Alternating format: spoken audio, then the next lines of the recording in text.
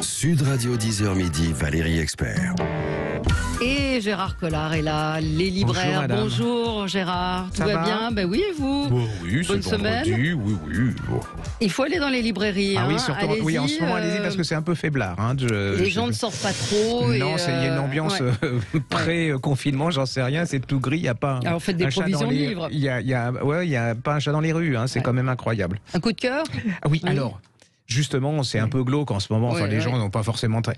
Et là, je suis tombé sur, je sais pas, Ma mère, Dieu et Sylvie Vartan de Roland Pérez, c'est chez Les Escales. Et j'ai franchement, vous savez, Martin Villalonga dans Nous n'irons plus au paradis et puis La vérité si je mens. C'est la rencontre de ça et la maman. Alors c'est l'histoire d'une famille juive, séfarade, qui habite dans un HLM dans le 13e. Et il y a la mère qui s'appelle Esther. Alors alors franchement là, la mère juive, ça dépote, ça rit. Et puis c'est très. C'est bien parce que dans le roman, le personnage, le petit garçon, il s'appelle Roland. Et là, il s'appelle Roland. Et puis le nom de famille, c'est Pérez. Il s'appelle Pérez. Donc c'est un petit peu son histoire. Ouais, ça retire pas au truc, mais au contraire, je trouve que ça donne encore plus de chaleur à la chose. Alors ils sont là. C'est une grande famille. Et il y a des frères, des sœurs. C'est toute une époque. L'époque de Sylvie Vartan. Alors ils sont dans il y a les jupes courtes. Il y a le papa. En plus, le papa, lui, mais comme il y a eu beaucoup de papas, ils sont d'origine marocaine, et lui, alors il fait le gardiennage la nuit et il va travailler le jour. Vous voyez déjà l'ambiance. Et puis cette femme qui élève ses enfants, puis faut pas y toucher à ses enfants, puis il les surveille. Et puis il y a le petit dernier qui arrive, Roland. Et Roland, elle est dans la maternité. À la maternité, on lui présente le bébé. Puis alors là, il y a un petit problème. Et là, on commence à lui avouer qu'il marchera jamais parce qu'il a un pied beau. Et commence pour cette femme qui dit déjà c'est pas possible, vous êtes trompé, vous êtes des nuls, mon fils il peut pas avoir un pied beau. Donc déjà ça commence bien. Et alors cette femme elle est d'une ténacité, jamais elle va laisser tomber le truc et elle va faire les médecins et puis le pauvre gosse. Et en même temps elle vous décrit ce gamin. Alors lui c'est le pacha parce qu'il doit pas bouger. On lui a dit si tu ne marches pas sur ton pied beau parce que ton truc il va être complètement tordu, ça sera fini. Et alors lui il est cool, il va avec ses sœurs, il regarde les magazines sous le truc, il regarde et puis elle est désespérée. Un jour, il y a son frère qui lui dit j'ai une adresse. J'ai une adresse là d'un médecin absolument extraordinaire. Elle y va en vitesse et là le monsieur il est mort. Mais alors c'est une mère juive donc elle raconte à sa femme, à la veuve, et la veuve elle dit j'ai aidé mon mari et je vais vous aider. C'est incroyable, je vais vous aider. Et là elle lui dit mais il y a un truc, c'est que pendant des mois et des mois il faudra pas qu'il bouge et qu'il reste.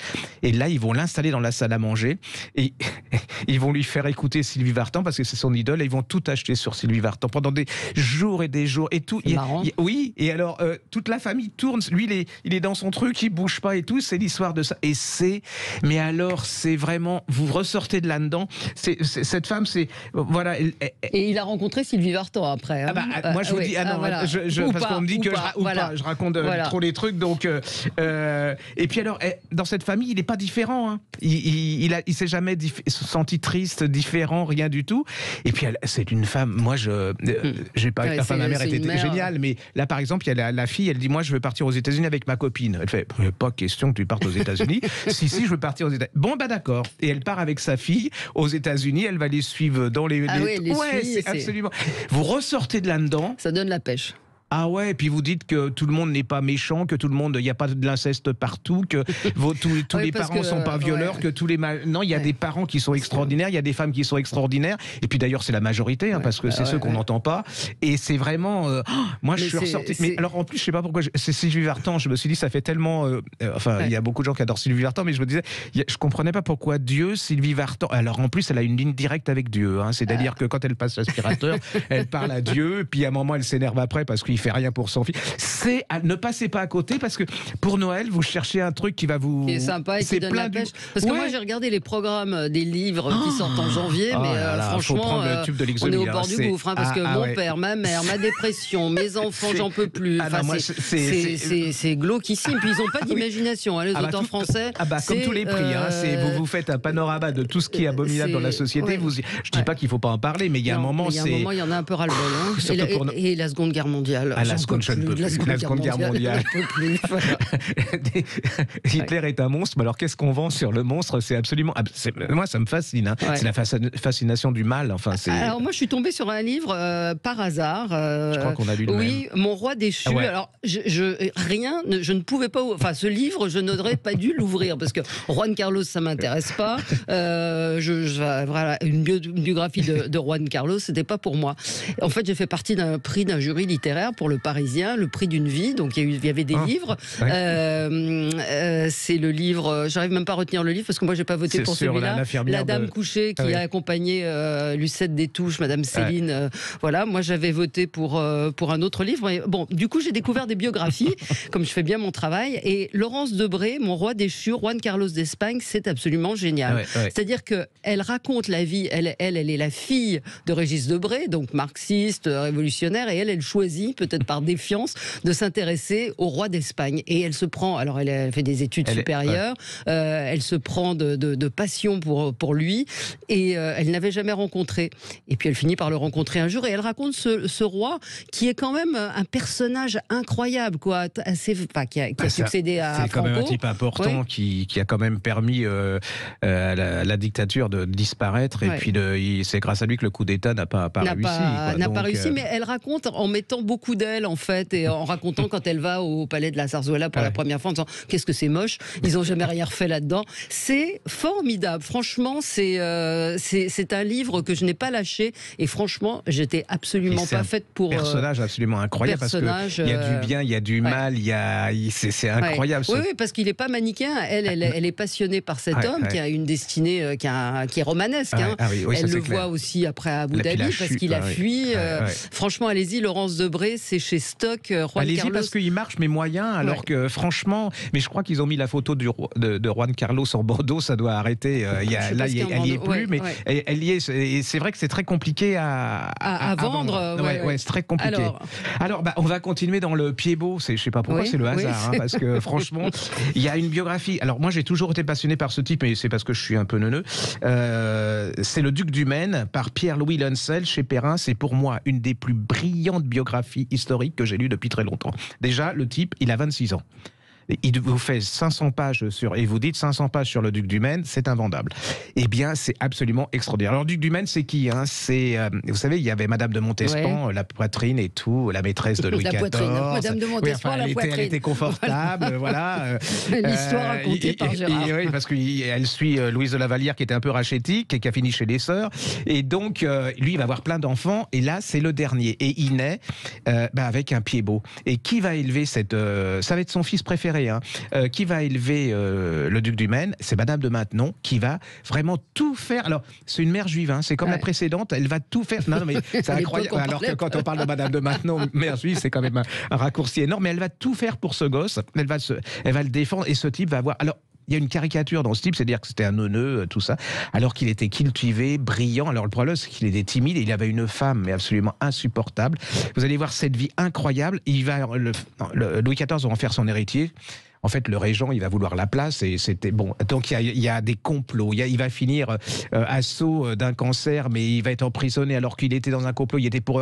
C'est génial. Alors redites ça s'appelle Le Duc du Maine, chez Perrin, de Pierre-Louis Lencel, et ça se lit comme un roman. Alors n'ayez pas peur. Alors vous passez, parce qu'il y a les 10 premières pages où il y a toute la généalogie. Alors là, vous vous perdez, vous êtes filé, et là vous commencez à l'histoire. Quand il naît et tout, vous êtes parti pour ça. Formidable. Assez d'Artagnan, les 3 mousquetaires, le bossu, la Gardère, les meurtres, les complots, les méchants, les ambitieux, c'est absolument génial, et ça vous donne envie de relire plein de choses sur Louis XIV et ces immondes personnages qui sont tournés autour. À part les pieds-beaux, vous avez... Alors, à part les pieds-beaux, vient de reparaître en livre de poche, vient de paraître un polar que j'avais adoré, qui s'appelle Les aveux de James Wainwright.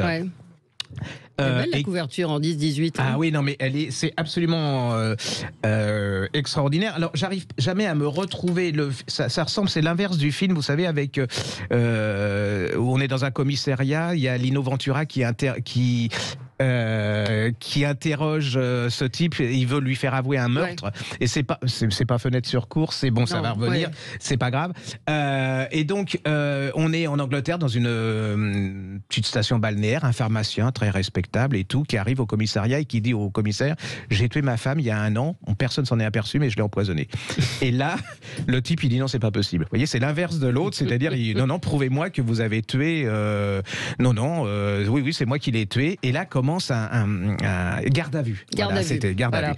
Et là commence une garde à vue et un espèce de chat à la souris. Et là, vous allez plonger dans une famille anglaise qui a l'air très très bien là. Ouais. Et derrière, mais c'est une monstruosité. Ouais. Je vous parle pas des rapports avec sa fille. Vous êtes dedans, mais c'est pourquoi il va avouer et alors vous allez découvrir cet homme qui est absolument respecté. Et là, il est. Et alors la femme, et alors la fille. Vous avez une fin.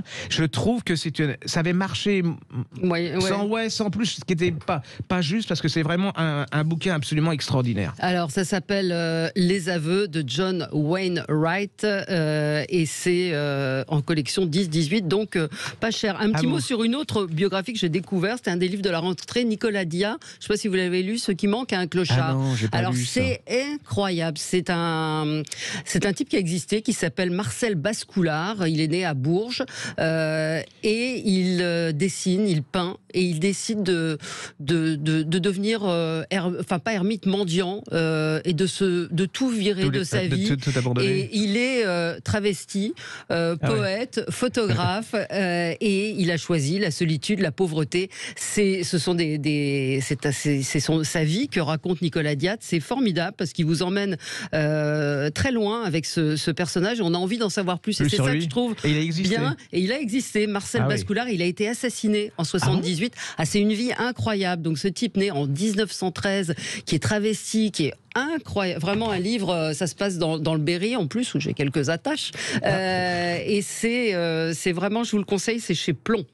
Alors un autre petit polar de Maud Tabachnik, vous savez, la mère de toutes les écrivaines de polar françaises. C'est elle qui a fait éclater le polar français avec le 5e enfant, qui est absolument, qui est une scène qui me restera toute ma vie quand on voit le serial killer qui a enlevé une petite fille et qui va chercher des fines herbes pour la cuisiner. Vous voyez, moi ça me restera toute ma vie. Et là, elle a sorti il y a quelque temps Jeu de dupes.